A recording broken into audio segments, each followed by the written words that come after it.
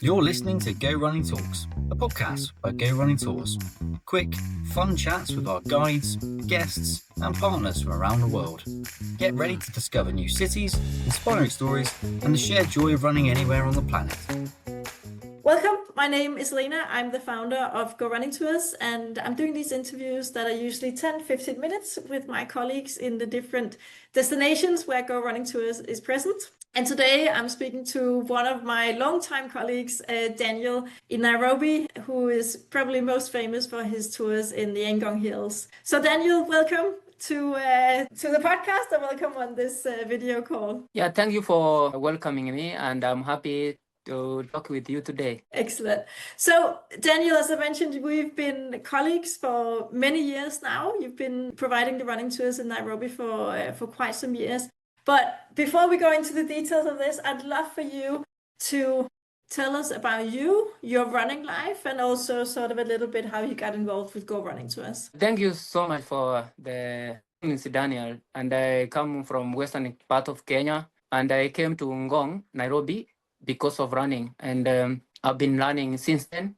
It has been a great life adventure, I can call it, or a life of running, because I have got opportunities a little bit, some countries abroad. And from that countries, I've gained some experience, different culture, people. At least I know some backgrounds. And now when I came back to Kenya, there was a little bit challenge of as I'm a Kenyan elite runner by profession. And, if we in Kenya, actually, of these runners need to get a spot or a chance to race abroad or to get a good race abroad. So that's when I started looking for some support, financial support, and barrels, mini gear. Finally, I met with one of the founder of New Rhine, who introduced me to Go Running Tours. That's how I came to know about the. I was happy because I took him around with the family. We had a very nice time, and I showed him around. He loved it. So he told me, why can't you have what we have in Copenhagen about Go Running Tours? And so I said, why not? Because so long as, outdoor thing, sports, exercise, I like it. So then we started from there, and then we connected until we are now here. Since then, it has been some years now, and I'm privileged that I have met beautiful and amazing guests from around the world who have connected with running tours. And we have made some tours here and there, and it has been great. Excellent. And I can only echo that, Daniel. It was a long way around how we got connected via our sponsor, but it's been a lasting sort of working relationship. I think it's almost coming up to 10 years now. So Daniel, you mentioned you travel abroad. I used to travel abroad to races. You also run some races. Tell us a little bit more about your running. Everyone is probably curious, how quickly do you clock a marathon? And then also talk about the running community that you have in Ngong Hills as well, and the runners that you're coaching and you're sort of bringing up. Yeah, thank you for the question. I mean, during all these my years, as I came to Ngong, Ngong is an altitude training area, and Ngong has produced many top Kenyan runners. For example, we have a famous runner who was the in marathon in 2003, I think, and I ran 2 hours 4 minutes. It was the first runner to run is up 2 hours 4, and then. That, in Ngong as a base of running, and it was I got somebody who brought me here, so it was easier for me to get an opportunity to train in the group. So, and also I was actually privileged that I met this runner, and we were together all the time, ran from him, and later, after some years, he retired from running, continuous running because of the passion and the way I saw their dedication, resilient. They train every morning, in the evening too. So I also put effort, and then I got my personal best of 2 hours 15 in marathon. And I was so happy because Before then, I was a little bit slower, running 2 hours 23 there, and I improved really good, and I liked it, the advice and what I copied from them, how you have to push when you are training, how you have to be serious with your running, because our life depends on running. So it is not something you joke about, it's something you have to dedicate yourself, you have to commit totally to running so that you can achieve your goal. Without that, because the competition here is so competitive, and we have so many runners who are better also. So to get a spot or to get opportunity to race abroad, you have to show yourself that you can do it. And that's how, reason why you have to put more effort and really work hard. And that's what I did. So here in Ngong, it's like a press support of runners. And I think many runners have heard about the places in Kenya where many runners train. And why Ngong is actually adjacent to it. It is a 45 to 60-minute drive, depends on the traffic. And it's only that cross area to training that you can get when you are in Nairobi.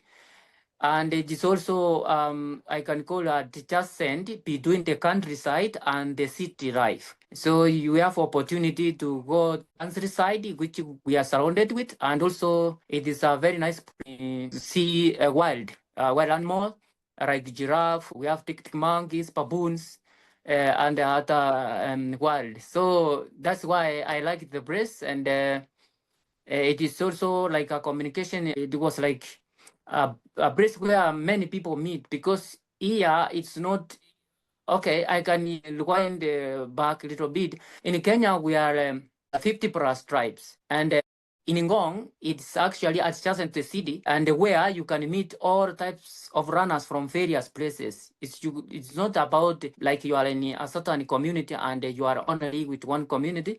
It's that in Ngong, you can meet various runners from different backgrounds, where also you can run their way of life, culture, and sports, etc. So that's why I liked it so much, because of getting to know other runners from other areas in Kenya. Fantastic. Excellent.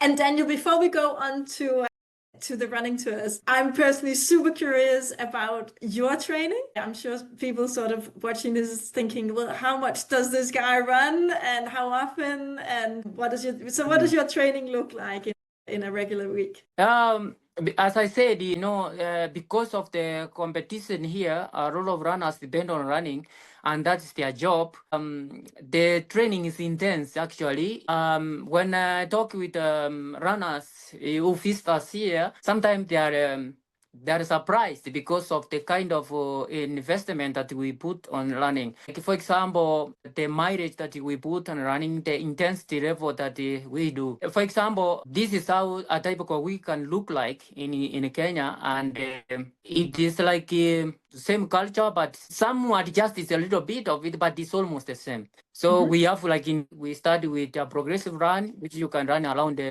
If I use the distance, you can run around the 16 kilometers, 22 around there as a lead runner in a marathon. I'm talking about just marathon. Some other runners in short event, they can customize, but that's how the format goes. And also in the evening, you have what we call the conversational run, just easy run that you have fun. In the morning, it's serious running. So there's no time talking, chatting, or doing other things. And it is a little bit intense at the end on Monday. So in the evening, you have a chat with your running partner, your group. It is a good time. And after you finish it, and then you can have a good time to do some exercise, like running drills, some prometric exercise, so that you keep your body well. So that's on Monday. In this day, also we do speed work. And the speed here, we do two types of speed.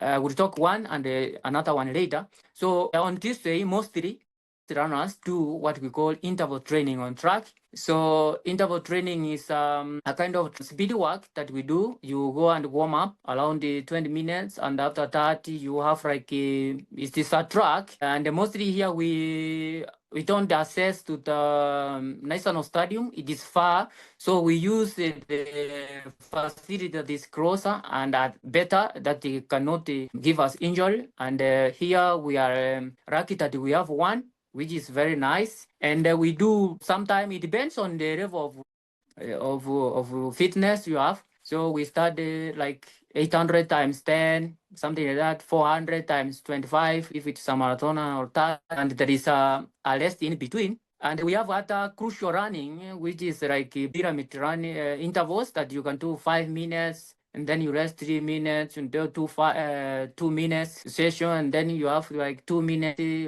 recovery example. But the flat one is that you go to the track, and then after warm up, you do 400 times 15.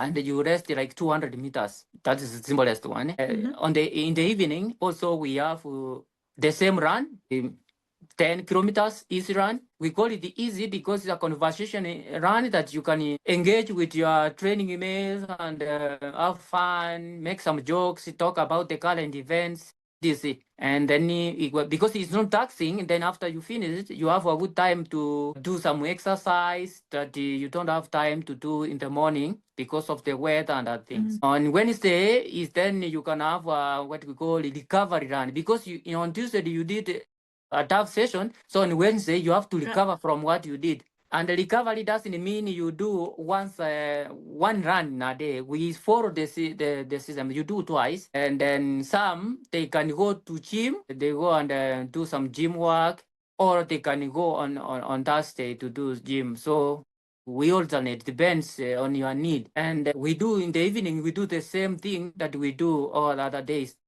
You start from actually 8. If you are not used to, and then, for example, for me, I can do even 16 kilometers in the evening, so there's no problem about that. Another speed session that we call is a fat track, which is they call it south the name where the name come from. Then we do a good warm up actually, which is around the 20 minutes, 20 minutes, and then after that we have 2 minutes faster, 1 minute slow. 0 minutes ride easy to recover from 2 minutes that you push too hard. And then also we also changes. That's the form we change. We change depends on your goal. We change depends on your fitness. For example, this one is flat. I call it normal, like 800. Faster, 1 minute slow. Another format is 1 minute faster, 1 minute slow times something like 15 to 20. And the other one, 2 minutes, is like times 15. But we have another fashion whereby the training is different, that you can run like 3 kilometers faster, which is hard. Let's say on your zone 3, 4, 5. And then you have a recovery of 1 kilometer. And then you have another 2 kilometers. And in that kind of fashion. So we have those kind. Yeah. So they are different, but that's how it is done. And on Friday, because you did fat trick on Thursday, then you need to recover. Why do you need to recover on Friday? Is 2 things. One, you recover from previous workout for the stress from the previous day, and then so that on Saturday start for the long run. On Friday, we have between 15 to 18 kilometers in the morning, and in the evening we have around 10K east run, recovery run. And then on Saturday morning, it's a business for marathoners. It's a serious business because that is the distance that we embrace that mimic the marathon distance, so which is rise between 30K, and it's done in a well terrain and well based, because it predicts much about the race you are going to run. And on Saturday we do once, and because it's longer, more than 30K, then you don't need to run again. You have to recover, you have to rest. And on a Sunday, it is your choice. You may rest completely or do some light running for yourself, but you don't need to run with anybody. Some can hook 1 or 2 and they do it, but you have to do it as fun, not serious. You can put it aside the whole day and you rest and you do some manual work. You wash your clothes for the whole week, socks, shoes. You prepare your things. Okay, excellent. Just one question, Daniel, you fell out a little bit. So on Saturday, when you do the long runs, is that from 30 kilometers and upwards? And is that every week that the runners do this? Yeah, for the marathoners, you do because we go for long distance. We usually go do more than 30K, anything 30 plus. Yeah, it's the structure that we can do. We can do, like, for example, you can do 33, you can go up to 36, 38, and then the other week you can come 35, and the other week you can go even 40. So it depends your of running. You can go with at the same pace all the time. We follow the long run. It goes up and doesn't come below 30 mostly. Yeah, unless you don't have a specific race. But most elite runners 30 because marathon more is about a long run. We invest more long run in run the other runs because that is the run that we embrace so much. And many runners who do marathon. Excellent. Yeah. Cool. Perfect. Daniel, let's talk about the running tours. So as we spoke about in the beginning, then you guide guests or Go Running Tours guests on tours both in Nairobi, but also in your home village in the hills. And the majority, of course, go up and they train with you guys. And it's very often that we see pictures with guests in front of, or sort of with the giraffes in the background. It looks incredible. I was just wondering if you could share, what are some of the highlights of the tours? Is there anything that's sort of been standing out from the tours that you do? For the tours, it is because a lot of guests who like to run with us are actually anxious to run with elite runners, but at the same time, to know the place where these top Kenyan elite runners train and how they train, and sometimes they can see the elevation also. We have different types of tours, starting from 6K in the city. The normal one we have in Ngong is just 15K, which is really nice because sometimes it gives us a lot of challenges, but at the end of the day, at the end of the tour, guests love it because the way they thought it could be turns out to be so different, not what they were thinking. Another thing is that you might feel the altitude here is funny. It's funny because you feel great, maybe few kilometers, and after that you feel, wow, what's happening? I'm not moving anymore. And then you start. So for me, because I've trained here several times, several years, I have experience, and I know I help the guests on how to do it in the proper way so that they can get advantage of it or enjoy it instead of getting more challenges as they run. So like if you are running like you start running like crazy, I would tell you no. If you start that way, maybe it will be a challenge for the meter of the distance. So it's good to start this way. And actually they find out it's something some they don't know, but it turned out to be a very nice thing and a very nice running tips. So it gives that pressure that we love to share what we know, and they can also try it and see how they are feeling about it. So this to us fairly depends on what you need. One that we will do straight to the hills. Boston route means it's a route that has a lot of hills, like Boston. And in Ngong, we have a history in Boston, whereby Boston 4 times training here in this place. No, not many runners who have done each year winning several times than the runner who just trained here and won it 4 times. Fantastic. So that is the roots. You saw it. Yeah. Excellent. I mean, people, I think also we, of course, get reviews and feedback from the tours with you guys, and they are raving reviews every time, which is really, really well done, Daniel. One thing I remember, maybe 8 years ago, is you had a tour and you came back and you wrote to me and you said, Lena, I had the most fantastic tour. I had such an impressive guest, and it was a lady, and I think she was training. I don't remember whether she was an ultra runner, but anyway, she had recovered from a crocodile attack.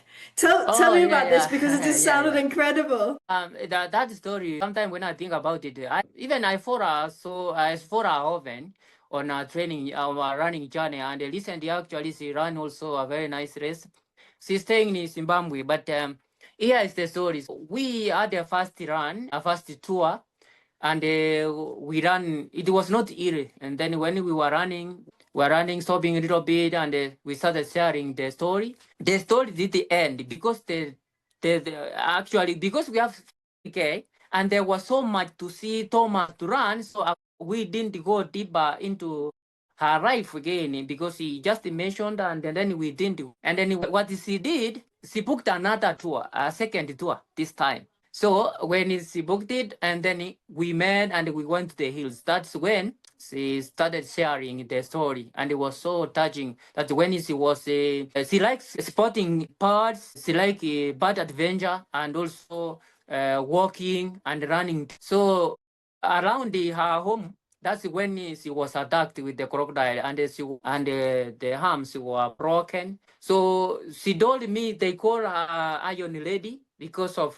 the metal they put on the arms. So, but what astonished me, what I was surprised, if you can't say it, nobody will know it. And then, if she didn't tell us, we couldn't know that we are learning with the Arjun lady who is so strong that we don't know that she has passed a sudden instant that was so devastating. She was amazing. It was very tough running to there because of you are new here, you have not stayed for long for the altitude acclimatization. So and then we went for the first year, and then started sailing. How she was, do you mean, is it true that you are I can see the energy, you have energy, and that's also.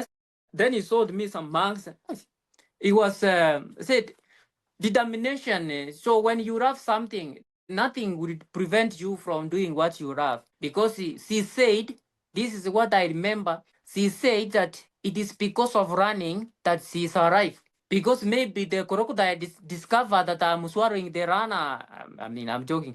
It was like kind of, the skin was like tough, broken easily. So, and then unfortunately, I would maybe ask her one time to share with you the story directly, because she's a nice lady and a guest, and I like following us our running journey always. Yeah. Yeah.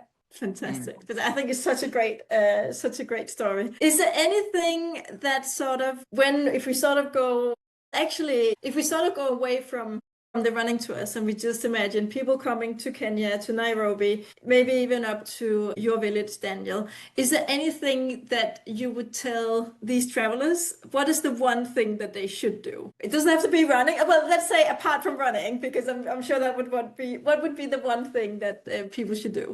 Yeah, what I've seen, it depends on what you love doing. But if you like you want to know about the culture of a place, we have the way you can get access that information in the easiest way. When we arrange you can arrange, and you are told where you have to get that information from. Like if you like eating like different types of food, you want to experience food in Nairobi, we have all that from all the background that you can enjoy.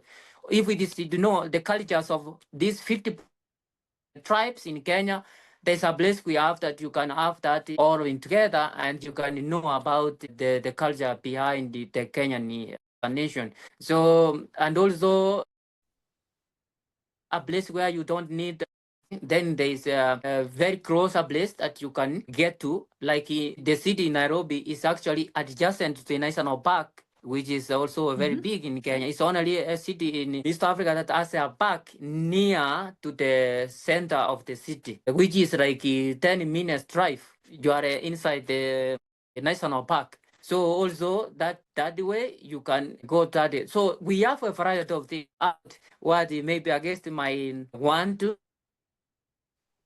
for the record is that first find the information, and everything you will find. Another thing I saw is English. So it depends on the place that you want to go. The English. No, what I have learned now is that what I'm saying about English is because even problem with English, not because it's because of how do you call it?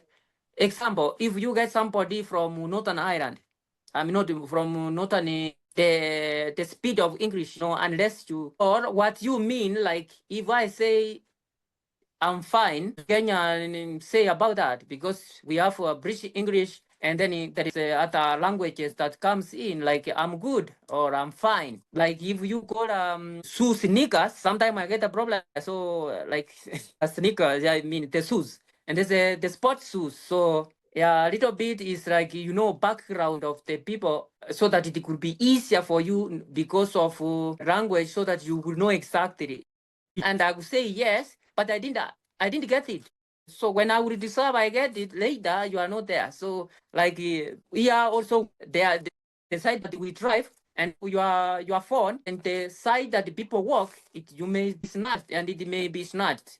So having information beforehand makes things easier, and you won't even have any problem. Actually, if you can see from the view, the way I organize for the guests is to make sure they have the best experience and the easiest way to assess it, have a very smooth experience without having challenges or their phones, because with go running to us, you have to have your phone so that you can those for your experience, something like that, so that you can have your things in the right, as you get it from your hotel to the tour, and you get safe to the hotel too. So having information up front is really amazing. So for animal food, to have information up front. Yes, and other things will be easier. Nothing will be hard for you if you have the information. Yeah. Excellent. I was going to ask you, Daniel, what's the thing not to do? But I think that is also just coming with no information. Yeah, but the common one, like photos wherever we go, because of the new press, you are impressed with your guide. You can ask if it's okay, because it has not happened to me, because I'm very careful, and I do things earlier before anything happens, so that I can make sure. But you find, because these days, people because of life, the way life is evolving, and challenges, whatever, people can have a small excuse and start engaging with you, and you find yourself in a situation that you don't like. So it is good also, something that you where do you want to take the photo? Yeah, taking photos, because you can say, somebody say, why are you taking me photos? Yeah, you see, because it depends with a place where you are taking that. But if you are with your guide, or you have information up front, and then you are told there is not good, there you can ask permission. They will not deny you, but you have to ask them, can I? And then it could be easier. We have a truck here. Wherever we go there, we ask a permission to take because it is bad. No, it's because there is other runners that they don't need to get into a picture, So you have to ask them, then they can be free to say, but they will not deny you, but it's okay that you tell them, then you will be aware that something is, yeah. Okay. Yeah, that makes sense. Excellent. I think, Daniel, actually, I have one last question for you. These are something, so you sent these to me here in Copenhagen during COVID. Tell me about these and how, tell me about them, what you guys do with them. Actually, we have changed. Here's the thing. That is an accessory you handcrafted, and you can find it like many ladies make it. Actually, the more people are made, is ladies who are make it, and they earn a living from it. It's very nice because it is handmade. It's not a factory, and it's well crafted. And we have also, like here, I can customize it the way you want. If you want any colors you want, we make it, and any name you want, any style you want. Like, for example, I can show you this one. Yeah. Wow. This one is you see, for those who have horses, they can like wearing this. So it is customized, and there is a horse there. Fantastic. Another one here. So it is for it customized. So you can customize it the way you.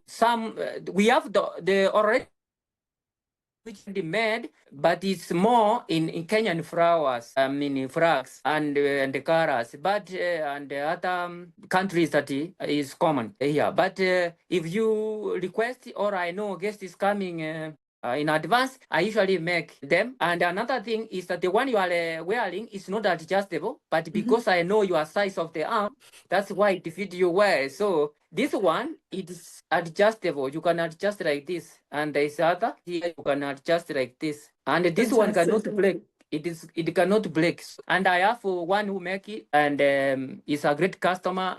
And I've done business with him, and they make really very nice bracelets. But he met with all the art, because this is not something that I've seen they're making it. It took time, how they are put beads together. See, challenging, but they make really nice. And for some time, it's a very nice to give runners when they go the hills. Gracefully they get one. So one time I would just make a target. If you complete these hills and you pass the previous record from a previous guest, and then you have your yeah. Excellent. Cool. Well, I can say that I think you sent these to me in 2020. So it was during COVID. And so now it's 2025, and I've been wearing them every day. I think since you sent it to me. But I mean, if I go to weddings, I might change them a little bit, but I've been wearing them daily, and they still have the same shape, and they still look exactly for when you got them created. And also, you sent pictures of the lady sitting making the bracelets as well. It was really great. Excellent. Yeah. That was the lady that he was making, and we have two. There's another guy, but he's the best. She's the best maker that we have in town. Yeah. Excellent. Well, she did a great job. I'm really happy with my my bracelets. Great, Daniel. I won't take any more of your time. Thank you for speaking with me. We covered running tours, we covered amazing stories and guests, and it was just great catching up with you. Thank you for taking the time, Daniel. And thank you for also, as always, being part of the company and my colleague. I'm also happy to talk with you today, because it has been time. Sometimes I don't get this chance to get to connection, but I follow everything, and I'm glad that we are doing great work, that whether our guests are in our downs or we are alone, but we like running, and we share the passion of running all the countries that we are in, and we try to give our best services, because that's why we decided to do it. It is not it is not forced. It's something come naturally, and when we share with our guests, we feel like we are in the same family of runners around the world. Thank you so much for the opportunity, and see you. Excellent. Thank you. Gotta go, go, go.